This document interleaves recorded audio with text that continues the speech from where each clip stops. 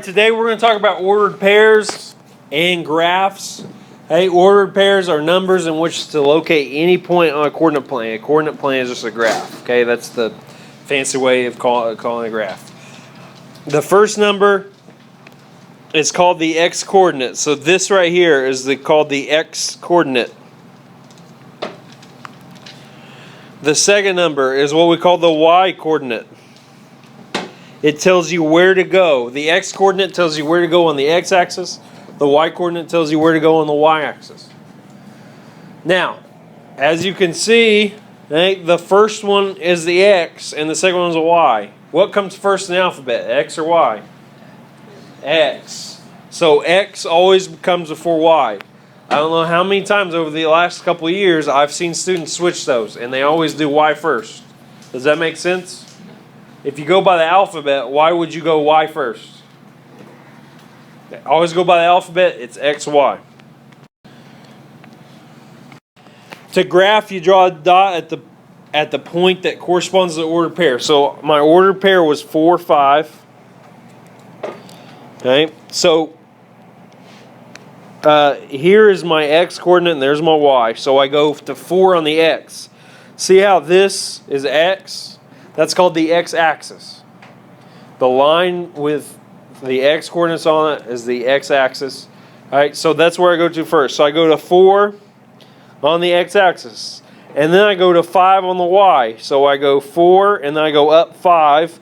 And right there is where my point's going to be, at 4, 5. All right, now on your homework today, it'll say, like, let's label that A. Okay, so I would label that A right there, and that's all I have to do. Okay, it's at 4, 5, and that's point A. Any questions about that? Is that very hard?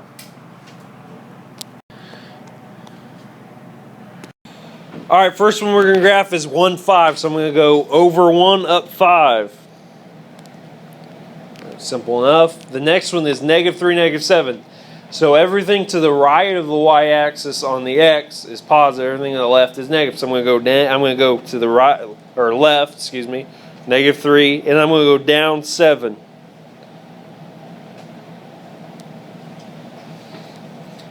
The next one is 0, -3. So I'm 0 on the x, and I'm down 3 on the y. This is on the y-axis. Okay, anytime x is 0, it's going to be on the y-axis. Then I have -2, 6. So I go to the left 2, and then I go up 6. This one is 4, 0. So it's going to be 4 on the x and 0 on the y. So it's just going to sit on the x-axis. Everybody with me so far? Okay. Now, the last one, hey, does that fit on this graph? No. All right. So I don't want you to graph it, but I'm going to show you how I would graph it.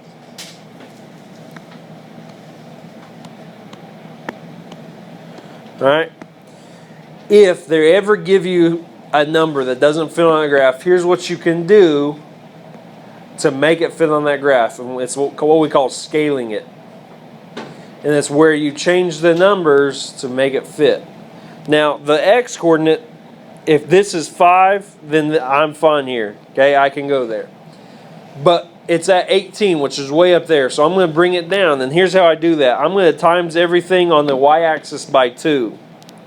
So 1 is now 2. 2 is now 4. 3 is now 6. I'm going to do that all the way up to the top. So I got 18, I got 20. Does this now fit on this graph? Yes, at 5 and 18. All right, see how that works?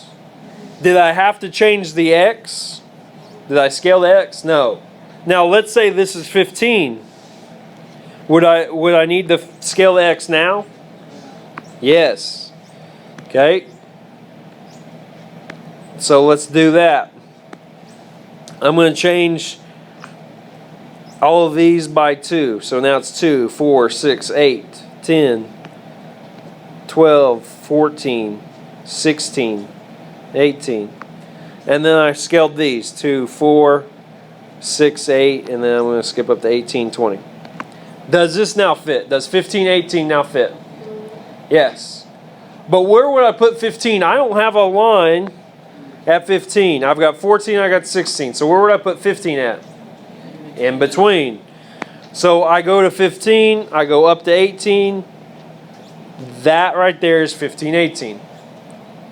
It's in between 14 and 16, and it's at 18 on the line. Easy enough, right? All right, any questions? All right, you guys need to write all this down. All right, now we're going to talk about relations. A set of ordered pairs like this, okay, it's just a group of ordered pairs. We call that a relation. We're going to talk about relations all year long. Now, something else you need to know is domain and range. Domain is all the x-coordinates of this relation. So if I ever say, what is the domain of this relation, you're going to say it's 2, it's 3, it's 4, it's 5. Is there any more domains? No, that's all the x-coordinates. For range, range is y-coordinates. Domain comes before range, right? In the alphabet, D before R, X comes before Y. So that's how I connect those two. Domain with X, range with Y. So range is all my y-coordinates, which are 3, 5, 1, and 6. All right, that's all you got to do. A lot of your homework today is going to ask you to express the relation as a table and then determine the domain and range. Now, they do their table. I think they show an example of a table. It's a little different than this. This is what I want right here, an X and a Y. You just separate it out. And I don't care if you write domain and range above it. Because isn't your X coordinates the same thing as your domain?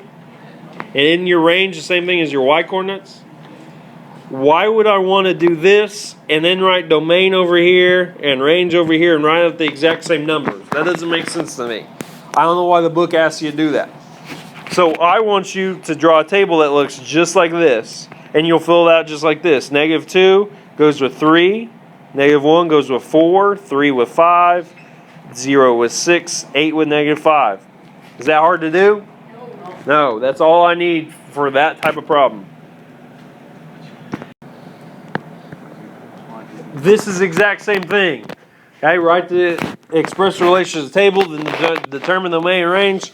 Have a table that looks just like this. It answers everything you need. Then it's 1, 4, 2, 7, 1, 9, and 3, 10. Are there any questions about how to do that? All right. Here's your homework assignment. For problem number 12, I need 2 complete sentences explaining what you did. All right.